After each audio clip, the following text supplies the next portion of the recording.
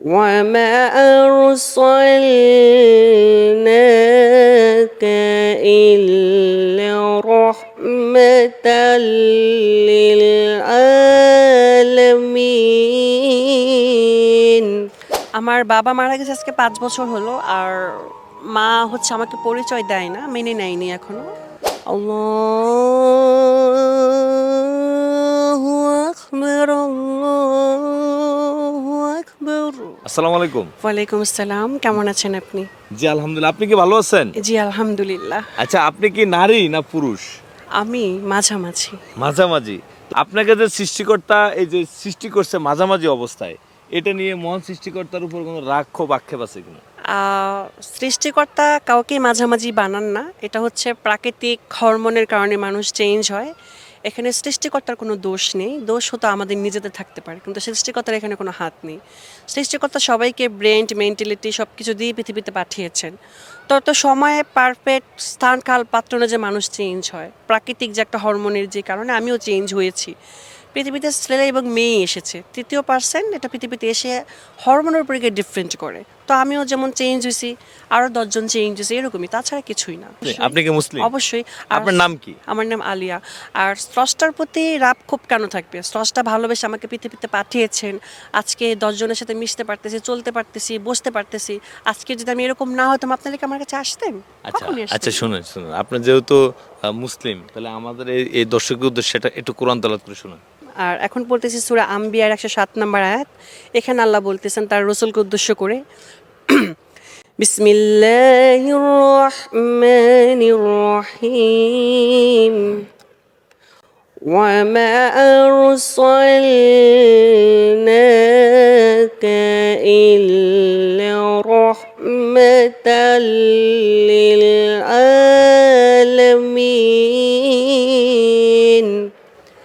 এখানে আল্লাহ বলতেছেন যে হে নবী, আমি আপনাকে পাঠিয়েছি সমস্ত কুল কায়নাতের রহমত হিসেবে। সুবহানাল্লাহ। সুবহানাল্লাহ। তো আপনি ওই যে আপুই কই? হ্যাঁ অবশ্যই। তো আমি জানি আপনি অনেক সুন্দর আজান দিতে পারেন। তো আমার এই দর্শক উদ্দেশ্যে যদি একটু আজান দিতেন। আল্লাহু আকবার, আল্লাহু আকবার, আল্লাহু আকবার, আল্লাহু আকবার। أشهد أن لا إله إلا الله،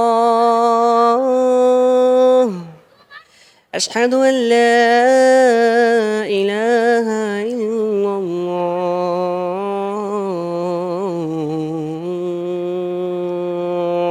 আচ্ছা, এই যে আপনি এই যে তৃতীয় লিঙ্গের একজন নারী হয়ে এই যে কোরআনের সূরা তেলাওয়াত শিখছেন, আজান শিখছেন, আপনাদের অনেকে তো এগুলোতে আসে না। তো আপনি এগুলো কোথা থেকে শিখছেন? একটা ভালো প্রশ্ন করেছেন। আমাদের একটা মাদ্রাসা হয়েছে, আপনি হয়তো বা জানেন, দাওয়াতুল কোরআন তৃতীয় লিঙ্গের মাদ্রাসা। এটা হচ্ছে কামরাঙ্গীরচর লোয়ার ব্রিজের ঢাল।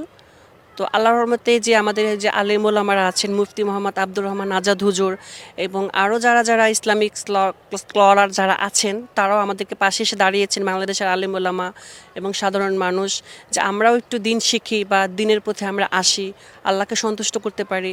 তো আমাদের জন্য একটা মাদ্রাসা চালু হয়েছে, আপনারা হয়তো বা জানেন, সবাই এটা দেখেছেন মাদ্রাসাটা, এবং বাংলাদেশের 64টা জেলাতেই এই মাদ্রাসাটা আল্লাহর রহমতে প্রতিষ্ঠিত হয়েছে এবং হুজুরা ক্লাস করায়, সেখান থেকে আমরা শিখতেছি, অনেক কিছু জানতে পেরেছি। আর আমাদের ভিতরে যদি একটু অশৃঙ্খল থাকে, হয়তো বা মানুষের প্রেশারে বা ফ্যামিলির চাপে টর্চার পেতে পেতে মানুষ আসলে একটু অশৃঙ্খল হয়ে যায়, কারণ ছোটোবেলা থেকে আমরা কোনো সাপোর্ট পাইনি, ভালোবাসা পাইনি। কিন্তু এই হুজুররা, তারপর আপনারা সাংবাদিক ভাইয়েরা, আরও যারা আছেন, সবাই আমাদের পাশে এসে দাঁড়িয়েছেন, আমাদেরকে বোঝার চেষ্টা করেছেন, বিধে আজকে আমরা অনেকটাই পরিবর্তন হতে পেরেছি। ইনশাল্লাহ আরও যারা আছে তারাও ইনশাল্লাহ ইসলামের পথে চলে আসবে। তো ধরেন, এই যে আপনি তো এখন আপনার কর্মজীবনটা কি? আমি এখন কালেকশন করতেছি। তো মানে ওই যে দোকানে দোকানে হ্যাঁ, বা দোকানে পার্কে যে টাকা কালেকশন পার্কে করেন যে না, আপনারা, দোকানপাট থেকে কালেকশন করি, 10 টাকা 5 টাকা মানুষের কাছ থেকে চেয়ে খাই, মানুষ তো এটা ভালোবেসে। এটা করতে ভালো লাগে? এটা আসলে করতে ভালো লাগে না, কি করব, পেটের চাহিদা থেকে যাইতে হয়, কারণ পেটে খিদা লাগলে তো ঘরে বসে থাকলে হয় না। আপনি তো চাইলে অন্য কাজ করতে পারতেন। আমাদের তো আর কর্মসংস্থান নেই, আর আমাদের দৃষ্টিভঙ্গিটাও ঠিক না। কারণ আমাদের দৃষ্টিভঙ্গিটাকে পাল্টাতে হবে সমাজের। আপনি বুঝেন, আরও 10 জনকে বুঝে আমাদের পাশে এগিয়ে আসতে হবে। আমাদেরকে চেষ্টা করে দেখতে হবে যে আসলে আমরা পারি কিনা, বা আমাদের পক্ষে পসিবল কিনা, আমরা করতে পারি কিনা। সুযোগ করে দেন, দেখেন পারি কিনা। তো কেউ যদি ধরেন আপনাকে এরকম একটা সুযোগ করে দেয় যে ধরেন আপনার এখন যে স্টেজে আছেন, যে কর্মজীবনে আছে, এই কর্মজীবন থেকে ফেরত আসার জন্য কেউ যদি আপনাকে আসলে উৎসাহিত এখানে করে বা কোনো তো- হেল্প করে, কিভাবে কি করবে? আমাদের সংখ্যা তো অনেক, এখন চাইলেও তো সবাইকে এত পসিবল না।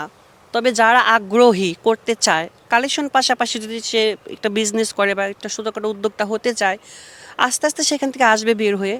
তবে আমি মনে করি যে যারা আছে করতে চায় তাদেরকে মানে আগ্রহ দেখিয়ে যে কোনোভাবে হোক তাদেরকে যদি একটা সিস্টেম করে দেন তাহলে খুব ভালো হয়। তবে আমার ব্যক্তিগতভাবে আমি চাই যে আমি ছোটোখাটো একটা খামার অথবা একটা পার্লার অথবা একটা খাবারের দোকান, বা যে আছে না টুকটাক, মানে যাতে চলা যায়, মানে যেমন ধরেন অত সীমিত বাজেটের ভিতরে যদি আমি কিছু করতে পারি তাহলে আমার জন্য ভালো। আচ্ছা, ধরেন আপনি এই যে এই লাইনে যে আসছেন, হ্যাঁ, আপনার বাবা মা ভাই বোন ওনারা আছে না? আমার বাবা মারা গেছে আজকে 5 বছর হলো, আর মা হচ্ছে আমাকে পরিচয় দেয় না, মেনে নেয়নি এখনো। তবে থাকার না থাকার মতোই আর কি। মানে মা আপনাকে পরিচয় দিচ্ছে না কেন? এটা জানি না, সে ভালো জানেন। মানে আপনি তো ওনার গর্ভ থেকে এই দুনিয়াতে গর্ভ আসছেন। থেকে আসছে ঠিক আছে, মানে আমার মতো অন্য জায়গায় বিয়ে হয়েছে, আমার বাবার সাথে ছোটবেলায় ছাড়াছাড়ি হয়ে যায়। তো যার কারণে আর কি ওইভাবে ফ্যামিলির ভালোবাসাটা পাইনি, যার কারণে জীবনে অনেক কষ্ট করেছি, তারপর আল্লাহর কাছে শুকরিয়া করি, আলহামদুলিল্লাহ আল্লাহ আমাকে অনেক ভালো রেখেছেন। তো ধরেন আপনার এই পাশে যদি কেউ এসে দাঁড়াতে চায়, আপনাকে যদি কেউ একটা কর্মসংস্থান সৃষ্টি করে দিতে চায়, বা আপনাদের আপনাদের কমিউনিটি যারা আছে তাদেরকে যদি কেউ সচ্ছল করতে চায়, বা তাদের আসলে প্রিয় দর্শক, আসলে উনি উনি যেইভাবে দুনিয়াতে আসছেন আমরাও সেইভাবে দুনিয়াতে আসছি। ওনার যে রিজিক উনি পৃথিবীতে যতদিন বেঁচে থাকবেন, ওনার রিজিক যতদিন থাকবে ততদিনে উনি পৃথিবীতে বেঁচে থাকবেন। মহান রাব্বুল আলামিন ওনাকে উত্তম রিজিক দিয়েই ওনাকে আসলে দুনিয়াতে পাঠিয়েছেন। কিন্তু সেই রিজিকটা হয়তো আপনাদের কাছে, আমাদের কাছে, আরও অনেকের কাছে।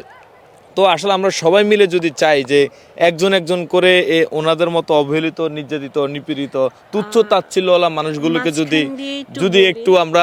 একটু আমরা যদি হেল্প করতে পারি, তাহলে হয়তো আমাদের সমাজ থেকে আস্তে আস্তে আস্তে আস্তে ওনাদের মতো অনেক, ওনাদের ভিতরে অনেক জ্ঞান আছে যেগুলো আমাদের সমাজ, দেশ, রাষ্ট্রের অনেক গুরুত্বপূর্ণ ভূমিকা রাখতে পারে। ফার্স্টে যদি আমাকে দিয়ে শুরু করেন, আমি যদি কিছু করতে পারি তাহলে আমার দ্বারা আরও 4-5টা হিজার কর্মসংস্থান হতে পারে। আমি 1 লাখ খাটা কাজ করতে পারি, সেখান থেকে আরও 5 জন হতে পারে। মানে যে একটা কথা আছে না, 10 মিলে করি কাজ, হারি জিতি নাহিলাজ।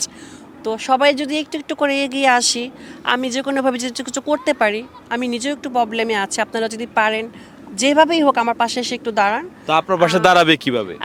আসলে নাম্বারটা তো পাবলিক প্লেসে দেওয়া যায় না, মানুষ ডিস্টার্ব করে। সেই ক্ষেত্রে হচ্ছে আমার ফেসবুক যে আইডিটা আছে সেটা লিঙ্ক আপনার উপরে দিয়ে দিন যদি পারেন, ওইখানে আমাকে যোগাযোগ করলে আমাকে পেয়ে যাবেন, যারা ফেসবুকে তো দেখবেন প্রিয় দর্শক, আপনারা কমেন্ট বক্সে যে ফেসবুকের লিঙ্কটা দেখতে পাচ্ছেন, এটাই ওনার লিঙ্ক।